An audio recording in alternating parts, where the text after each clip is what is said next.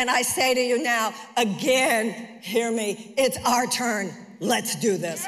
Thank you very, very, very much. Marianne Williamson has now officially announced her run for president in a bid to challenge Joe Biden for the Democratic primary for 2024. And so far, the mainstream press is not a fan. Now, I'm going to get to some of those headlines, which are all eerily similar. And I'm also going to get to an appearance on one of those mainstream shows. But first here, before I even play the first clip, her announcement clip, I just want to say that this discussion for me, this video for me, is more about, is this serious? Is this a serious run? Does she have a chance? Or is this, you know, just to sell books or for some other reason, just to get her name out there? I'm going to get into my thoughts on that. And yeah, this is just, for me, less about her platform, which I'll link to her website below the video, is a fantastic platform. But it's less about that. It's more about, is there even a point to this? But let's get to her announcement video. This is what she put out on Twitter this weekend. I'm Marianne Williamson, and when I was growing up, America had a vibrant middle class. The average American worker had decent benefits, could afford a home, could afford a car, could afford a yearly vacation, could afford for one member of the couple to stay home if they wished, and could afford to send their kids to college. But over the last 50 years, there's been a massive transfer of wealth to the tune of $50 trillion from the bottom 90% of Americans to the top 1%, decimating America's middle class. We all owe President Biden a debt of gratitude for defeating President Trump in 2020. But with the things that they're going to be throwing at us in 2024, we need to submit to the American people an agenda of fundamental economic reform, universal health care, tuition-free colleges at state colleges and universities, higher education including tech schools, paternity and maternity leave, free child care, and a guaranteed living wage. These are things that are considered moderate positions in every other advanced democracy. But in the United States, people have been trained to expect too little. The American people have been played. What the Democratic Party should do is to truly return to the principles of Franklin Delano Roosevelt. Not just alleviate people's suffering, but offer them genuine economic reform. Not just help people survive in an unjust system. The Democratic Party should end an unjust system. Washington, D.C., with a few brave exceptions, is filled with two major categories of leaders. Those who don't even care about all the suffering that's going on out there, and those who do not have the moral courage to fix it. Let me in there. I will. I'm Marianne Williamson, and I approve this message. All right. How about that? I think that was a solid introduction to Marianne Williamson, to her run. Clearly very inspired by Bernie Sanders. And it appears, at least to me, that she has progressed in her views over the last several years, as there was even a point during the 2020 primary where she was asked about universal health care and the eradication of private health insurance, and she kind of flip-flopped on the idea of Medicare for all based on that.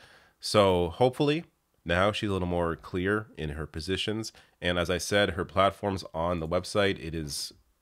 It's fantastic. I mean, I got no issues with the platform, but this is not really important right now if there's not even a shot at all at anything. So look, I'm going to get to, she's an appearance in the press and everything, and I'll get to that in some amazing headlines. But is this a serious run? The jury, I think, is still out, because look, has she been building this for a couple of years? Has it been in the planning stages? Has she been trying to build a movement? Has she been in contact with unions? Has she been in contact with other progressive groups in an attempt to try and start with this big push and have everyone behind her? I don't have the answer to that. It doesn't appear that she has, but maybe she has. Maybe she's tried to do that and it hasn't worked out. So far, I haven't really seen that. So it's hard to know how much meat there really is behind this. That said, even if, regardless of the motivation, I don't think this is the case, but let's just say for a second that Marianne Williamson is only doing this to sell her books. The motivation behind what she is doing here doesn't matter as much as the potential impact of a run like this, especially if the media covers it properly. So my point here being that Marianne Williamson and her run here, her challenge to Joe Biden, if it's covered enough and isn't just forgotten about after this week, has the potential to move the conversation in a Democratic primary where Joe Biden, isn't immediately just talking about, trying to reach out to the right wing, which is ridiculous. He should try to get out people that don't normally vote out to vote. And you do that with a proper economic message, as Marianne Williamson did in that video. But with Williamson potentially challenging him from the left here, and again, if there's proper media coverage, it could then move Joe Biden to have to address many of those issues that are being addressed by Marianne Williamson. So regardless of what you think about Marianne, regardless of what you think her motivations are or anything, this is a net positive. There's no downside to her doing this. And the idea that, it's going to hurt Joe Biden in the general election, this is a talking point that has been discredited again and again and again. The idea, for example, people say, Bernie Sanders hurt Hillary Clinton in the general. You actually go and look at Bernie supporters, the vast, vast majority of them that voted for Bernie in the primary ended up voting for Hillary Clinton against Donald Trump.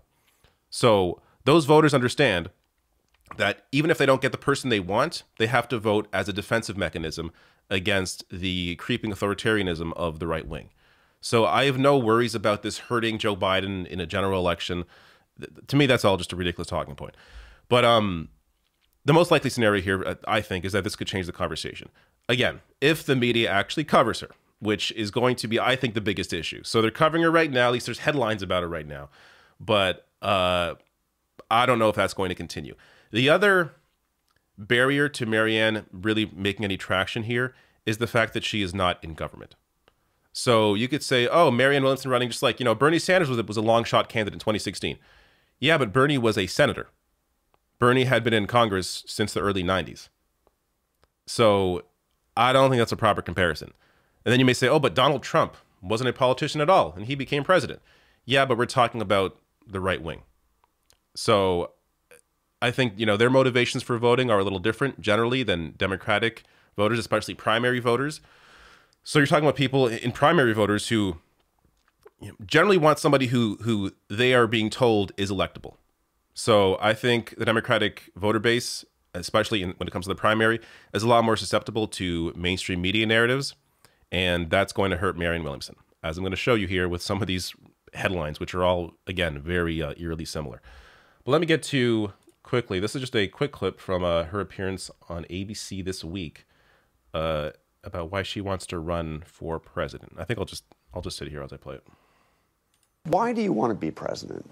I want to be president because this country needs to make an economic U-turn. And the system that effectuates and perpetuates that kind of income and opportunity inequality is not changing itself. It tweaks itself every once in a while. There's some incremental change. But the devastation, the ubiquitous economic despair and human devastation that is produced by this sociopathic economic system is not changing.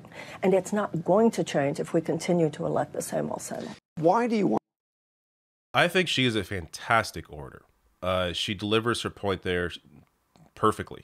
And her analysis of what the problem is completely accurate. So I love, no issue at all with the point that she is making with her platform. I think all of that is perfect. It's just a matter of, are people going to actually take her seriously when she is not in government? Again, as Democratic primary voters, historically, they don't take someone like this seriously. That could change, but, so far we haven't seen any evidence of that. Now, let me get to showing you, I got some headlines here. These are hilarious in how they frame this announcement. CNN Politics.